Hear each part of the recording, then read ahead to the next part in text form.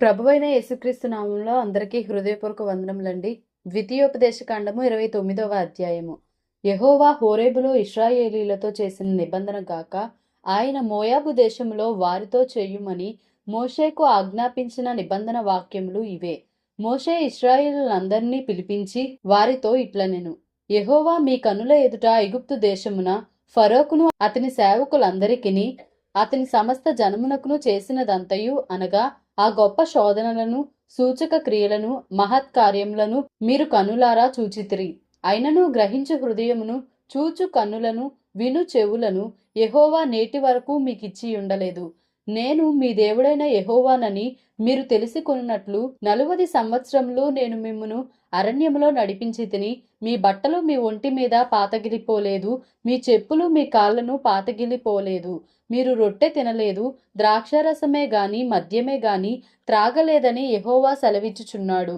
మీరు ఈ చోటికి చేరినప్పుడు హెష్బోను రాజైన సీహోనును బాషాను రాజైన ఓగును యుద్ధమునకు మన మీదికి రాగా మనము వారిని హతము చేసి వారి దేశమును స్వాధీనపరచుకొని రూబేనీయులకును గాదీయులకును మనష్షే అర్ధగోత్రపు వారికిని దాని స్వాస్థ్యముగా ఇచ్చితిమి. కాబట్టి మీరు చేయునదంతయు చక్కగా జరుగునట్లు ఈ నిబంధన వాక్యములను అనుసరించి నడుచుకొనవలెను. నీ దేవుడైన యెహోవా నీతో చెప్పిన ప్రకారముగాను నీ పితరులైన అబ్రహాము ఇస్సాకు యాకోబులతో ప్రమాణము చేసిన ప్రకారముగాను నేడు నిన్ను తనకు స్వజనముగా నియమించుకొని తానే నీకు దేవుడై ఉండునట్లు నీ దేవుడైన యెహోవా నేడు నీకు నియమించుచున్న నీ దేవుడైన యెహోవా నిబంధనలోను ఆయన ప్రమాణము చేసిన దానిలోను నీవు పాలు పొందుటకై ఇశ్రాయేలీయులలో ప్రతివాడు అనగా మీలో ముఖ్యులేమి, మీ గోత్రపు వారేమి, మీ పెద్దలేమి, మీ నాయకులేమి, మీ పిల్లలేమి, మీ భార్యలేమి, నీ పాలెములోనున్న పరదేశులేమి, నీ కట్టెలను నరుకువారు మొదలుకొని నీ నీళ్లు తోడువారి వరకును మీరందరూ నేడు మీ దేవుడైన యెహోవా సన్నిధిని నిలిచి ఉన్నారు. నేను మీతో మాత్రము కాదు, ఇక్కడ మనతో కూడాను ఉండి నేడు మన దేవుడైన యెహోవా సన్నిధిని నిలిచియున్న వారితోనూ ఇక్కడ నేడు మనతో కూడా నుండని వారితోనూ ఈ నిబంధనను ప్రమాణమును చేయుచున్నాను. మనము ఐగుప్తు దేశమందు ఎట్లు నివసించితిమో మీరు దాటి వచ్చిన జనముల మధ్య నుండి మనమెట్లు దాటి వచ్చితిమో మీరెరుగుదురు. వారి హేయక్రియలను కర్రతోనూ రాతితోనూ వెండితోనూ బంగారముతోనూ చేయబడిన వారి విగ్రహములను మీరు చూచితిరి గదా. ఆ జనముల దేవతలను పూజించుటకు మన దేవుడైన యెహోవా యొద్ద నుండి తొలగు హృదయము గల పురుషుడే గాని స్త్రీయే గాని కుటుంబమే గాని గోత్రమే గాని నేడు మీలో ఉండకుండునట్లును మరణకరమైన దుష్కృత్యమునకు అట్టి మూలమైనది మీలో ఉండకుండునట్లును నేడు ఈ నిబంధనను మీతో చేయుచున్నాను. అట్టి పనులను చేయువాడు ఈ శాపవాక్యములను వినునప్పుడు మద్యము చేత దప్పి తీర్చుకొనవలెనని నేను నా హృదయ కాఠిన్యమున నడుచుచుండినను నాకు క్షేమము కలుగునని నేను ఆశీర్వాదము నొందెదనని అనుకొనును. అయితే యెహోవా వానిని క్షమింపనొల్లడు. అట్టివాడు మీలో నుండిన ఎడల నిశ్చయముగా యెహోవా కోపమును ఓర్వమియు ఆ మనుష్యుని మీద పొగరాజును. ఈ గ్రంథంలో వ్రాయబడిన శాపములన్నీ వానికి తగులును.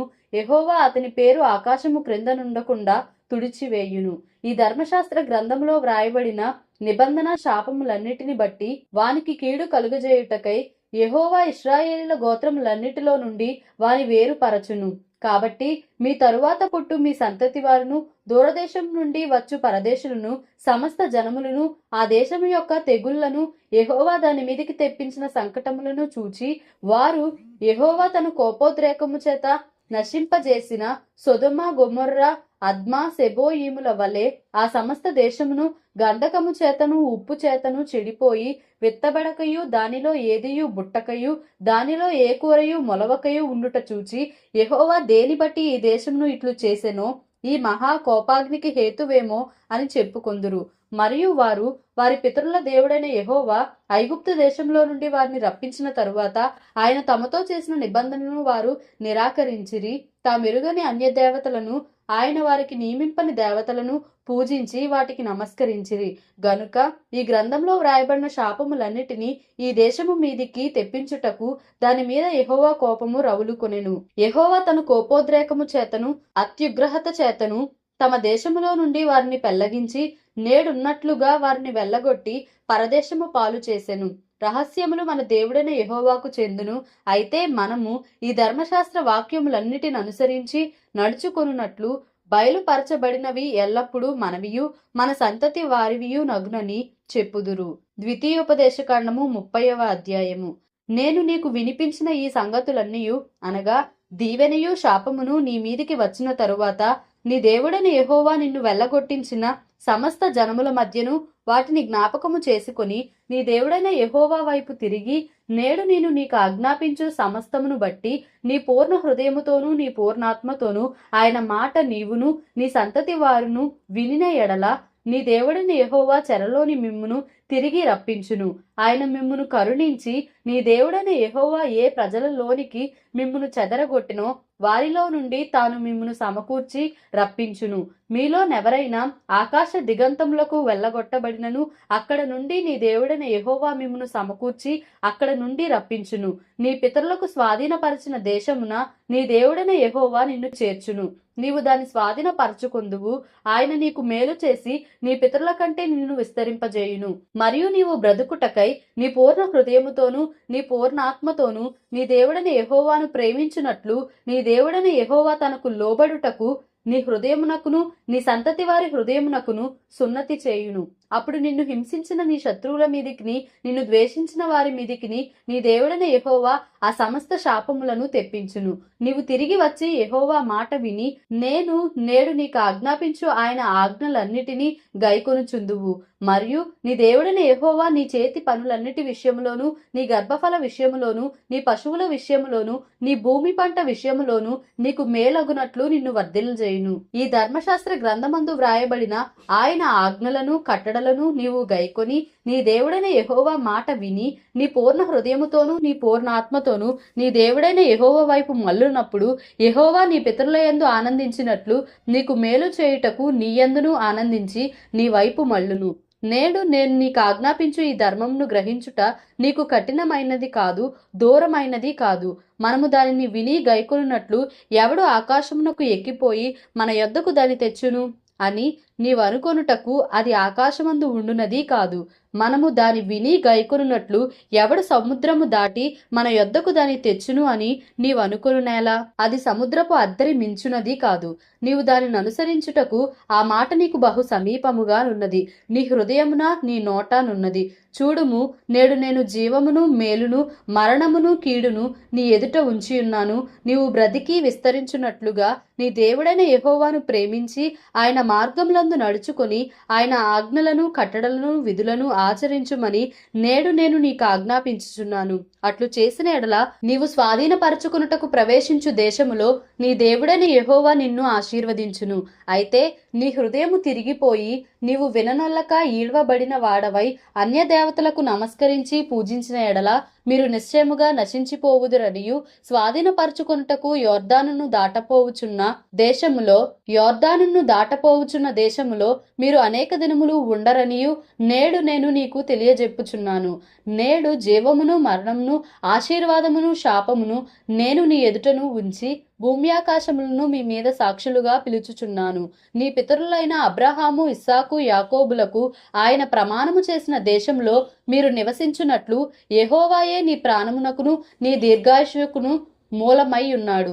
కాబట్టి నీవును నీ సంతానమును బ్రతుకుచు నీ ప్రాణమునకు మూలమైన నీ దేవుడైన యెహోవాను ప్రేమించి ఆయన వాక్యమును విని ఆయనను హత్తుకొనున్నట్లును జీవమును కోరుకొనుడి. ద్వితీయోపదేశకాండము 31వ అధ్యాయము. మోషే ఇశ్రాయేలులందరితో ఈ మాటలు చెప్పుట చాలించి వారితో మరలా ఇట్లనెను, నేడు నేను 120 ఏండ్ల వాడనై ఉన్నాను.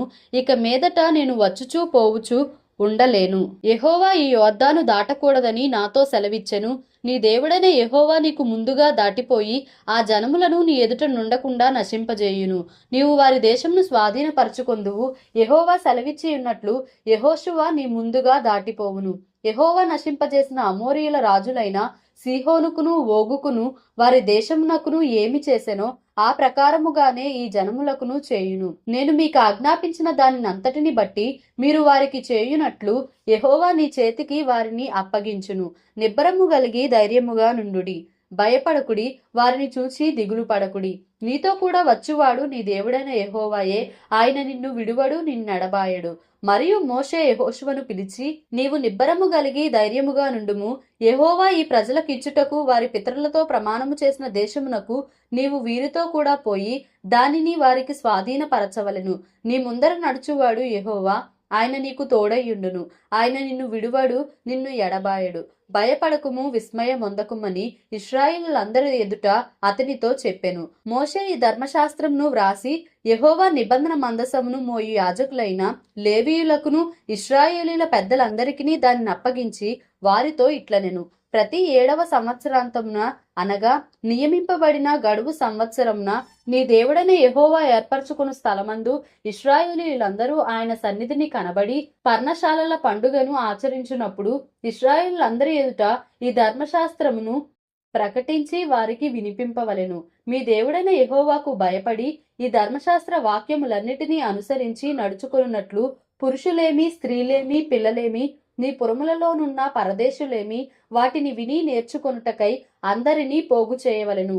అలాగూ నేర్చుకొనిన ఎడల దాని నెరుగని వారి సంతతి వారు దానిని విని మీరు స్వాధీనపరచుకొనుటకు యొర్దానును దాటబోవుచున్న దేశమున మీరు బ్రతుకు దినములన్నీయు మీ దేవుడైన యెహోవాకు భయపడుట నేర్చుకొందురు.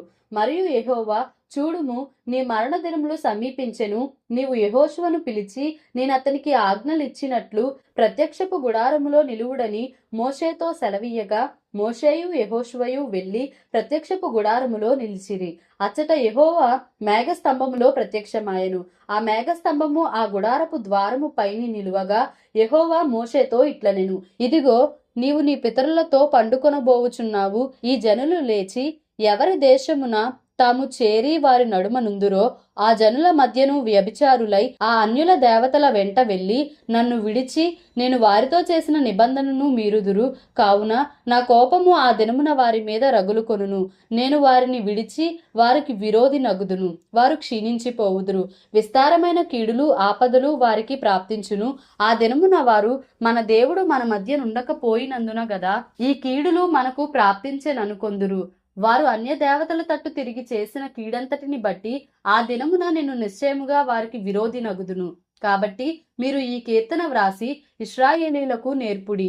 ఈ కీర్తన ఇశ్రాయేళ్ల మీద నాకు సాక్ష్యార్థముగా నుండునట్లు దానిని వారికి కంఠపాఠముగా చేయించుము. నేను వారి పితరులతో ప్రమాణము చేసినట్లు పాలు తేనెలు ప్రవహించు దేశమున వారిని ప్రవేశపెట్టిన తరువాత వారు తిని త్రాగి తృప్తి పొంది క్రొవ్విన వారై అన్యదేవతల తట్టు తిరిగి వాటిని పూజించి నన్ను తృణీకరించి నా నిబంధనను మీరుదురు. విస్తారమైన కీడులు, ఆపదలు వారికి సంభవించిన తరువాత ఈ కీర్తన వారి ఎదుట సాక్షిగా నుండి సాక్ష్యము పలుకును. అది మరువబడక వారి సంతతి వారి నోట నుండును. నేను ప్రమాణము చేసిన దేశమున వారిని ప్రవేశపెట్టక మునిపే నేడే వారు చేయు ఆలోచన నేనెరుగుదును అనెను. కాబట్టి మోషే ఆ దినమందే ఈ కీర్తన వ్రాసి ఇశ్రాయేలీలకు నేర్పెను.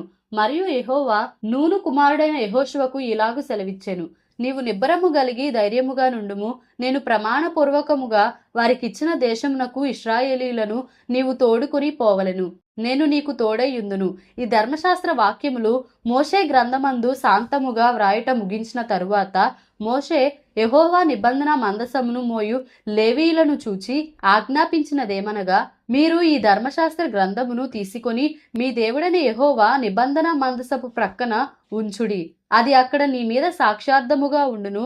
నీ తిరుగుబాటును, నీ మూర్ఖత్వమును నేనెరుగుదును. నేడు నేను ఇంకా సజీవుడనై మీతో ఉండగానే ఇదిగో మీరు యెహోవా మీద తిరుగుబాటు చేసితిరి. నేను చనిపోయిన తరువాత మరి నిశ్చయముగా తిరుగుబాటు చేయుదురు కదా. మీ గోత్రముల పెద్దలనందరినీ మీ నాయకులను నా యొద్దకు పోగు చేయుడి. ఆకాశమును భూమిని వారి మీద సాక్షులుగా పెట్టి నేను ఈ మాటలను వారి వినికిడిలో చెప్పెదను.